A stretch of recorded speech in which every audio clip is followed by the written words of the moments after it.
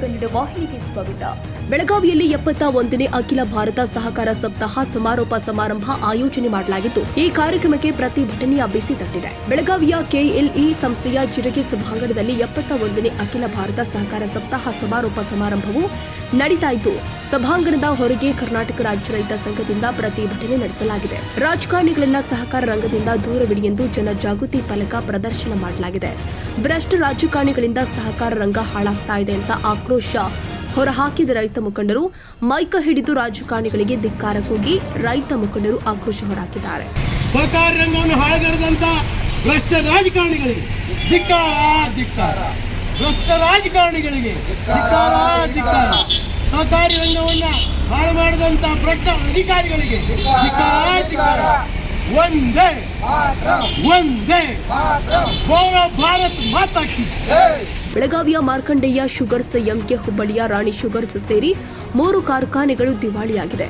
ಭ್ರಷ್ಟ ರಾಜಕಾರಣಿಗಳು ಒಳಗೂ ಇದ್ದಾರೆ, ಹೊರಗೂ ಇದ್ದಾರೆ ಎಂದು ಆಕ್ರೋಶ ಹೊರಹಾಕಿದ್ದಾರೆ. ಸಹಕಾರಿ ರಂಗದ ಇಲ್ಲಿರ್ತಕ್ಕಂಥ ಸಾಕಷ್ಟು ಇವತ್ತು ಮಂತ್ರಿಗಳು ಭಾಗವಹಿಸಿದ್ದರು, ಜನ ಕೂಡ ಭಾಗವಹಿಸಿದ್ದರು. ಸಹಕಾರಿ ರಂಗವನ್ನು ಸಂಪೂರ್ಣ ಹಾಳಿಗೆ ಹಚ್ಚಾರೆ. ಯಾಕಂದರೆ ಈಗ ನಮ್ಮ ಬೆಳಗಾವಿ ಜಿಲ್ಲೆದಾಗ ರಗಡ ಸಕ್ಕರೆ ಕಾರ್ಖಾನೆಗಳು, ಈಗ ಮಾರ್ಕಂಡೆ ಉದಾಹರಣೆ ಇರ್ಬೋದು, 200 ಕೋಟಿ ರೂಪಾಯಿ ಸಾಲ, ಮತ್ತು MK ಹುಬ್ಬಳ್ಳಿ, ಸಂಕೇಶ್ವರ, ಇದು 300-400 ಕೋಟಿ ರೂಪಾಯಿ ಲೂಟಿ ಮಾಡಿ ಸಹಕಾರಿ ರಂಗವನ್ನು ಹಾಳಿಗೆ ಹಚ್ಚಾರು. APMCಯನ್ನು ಹಾಳಿಗೆ ಹಚ್ಚಾರು. ಸರ್ಕಾರಿ ಸಾಲಿಗಳನ್ನ ಕೂಡ ಇವತ್ತು ಹಾಳಿಗೆ ಹಚ್ಚತಕ್ಕಂಥ ಪರಿಸ್ಥಿತಿ ಆಗತಿ. ಸರ್ಕಾರಿ ಅನ್ನುವಂಥದ ಇವತ್ತು ಸಾಕಷ್ಟು ಸಂಸ್ಥೆಗಳನ್ನ ಹಾಳು ಮಾಡ್ತಕ್ಕಂಥ ಚಟುವಟಿಕೆ ಒಳಗೆ ಸಾಕಷ್ಟು ರಾಜಕಾರಣಿಗಳು ಕೂಡ ಅದಕ್ಕೆ ಮುಖಂಡರಾಗಿ ಕೂಡ ಅವ್ರ ಜವಾಬ್ದಾರಿ ಇದ್ದವ್ರದರು.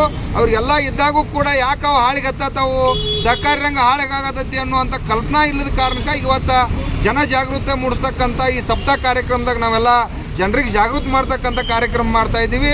ದಯವಿಟ್ಟು ಭ್ರಷ್ಟ ರಾಜಕಾರಣಿಗಳನ್ನ ಈ ಸಹಕಾರಿ ರಂಗಗಳಿಗೆ ಕರ್ಕೋಕೆ ಹೋಗ್ಬೇಡ್ರಿ, ಅದನ್ನೆಲ್ಲ ಹಾಳಿಗೆ ಹಚ್ತಾರ ಅನ್ನುವಂಥದ್ದನ್ನು ಸಂದೇಶ ಕೊಡಲಿಕ್ಕೆ ಇವತ್ತು ಜಾಗೃತಿ ಕಾರ್ಯಕ್ರಮ ಮಾಡ್ತಾ ಇದ್ದೀವಿ.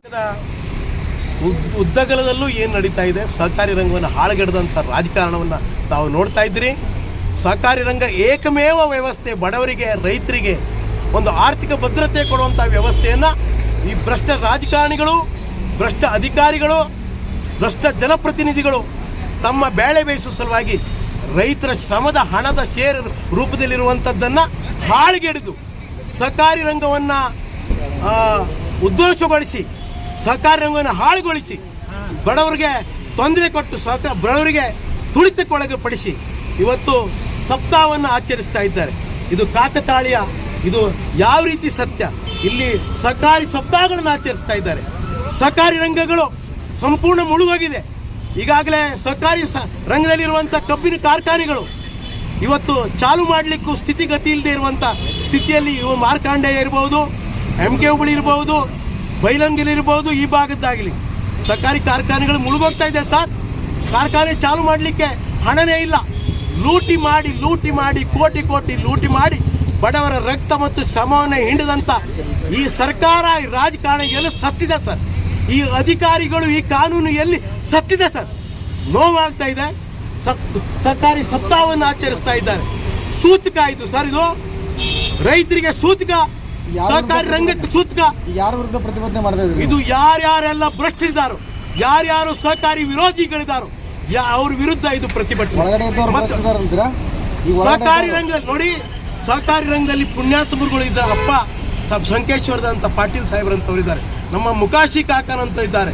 ತುಂಬ ದೊಡ್ಡಂಥವ್ರು ಯೋಗದಾನ ಮಾಡಿ ರೈತರಿಗೆ ಆರ್ಥಿಕ ಭದ್ರತೆ ಆಗಬೇಕು, ರೈತ ಗಟ್ಟಿಯಾಗಬೇಕು, ಸ್ವಾತಂತ್ರ್ಯ ಸುಖ ಉಣಬೇಕು ಅಂತ ಹೇಳಿ ಸಹಕಾರಿ ರಂಗದಿಂದ ಆರ್ಥಿಕ ಭದ್ರತೆ ಮಾಡಲಿಕ್ಕೆ ಕೊಂಡಂಥ ಸಂದರ್ಭ ಈ ನಮ್ಮದೇ ಜಾತಿಯವರಾದಂಥ ದೇಶದ್ರೋಹಿಗಳು ರಾಜಕಾರಣಿ ರೂಪದಲ್ಲಿರ್ಬೋದು, ಅಧಿಕಾರಿ ರೂಪದಲ್ಲಿರ್ಬೋದು, ಎಲ್ಲ ಕಾನೂನುಗಳನ್ನು ಹೊಸಕಾಕಿ ತಮ್ಮ ರಾಜಕಾರಣವನ್ನು ಒಳಗಡೆ ಸಾಕಷ್ಟು ಜನ ರಾಜಕಾರಣಿಗಳಿದ್ದಾರೆ, ಅವ್ರ ವಿರುದ್ಧ ಪ್ರತಿಭಟನೆ ಮಾಡ್ತಿದ್ದಾರೆ ಸರ್. ಒಳಗಡೆ ಅಲ್ಲ, ಇದು ಜಾಗೃತಿ ಕಾರ್ಯಕ್ರಮ.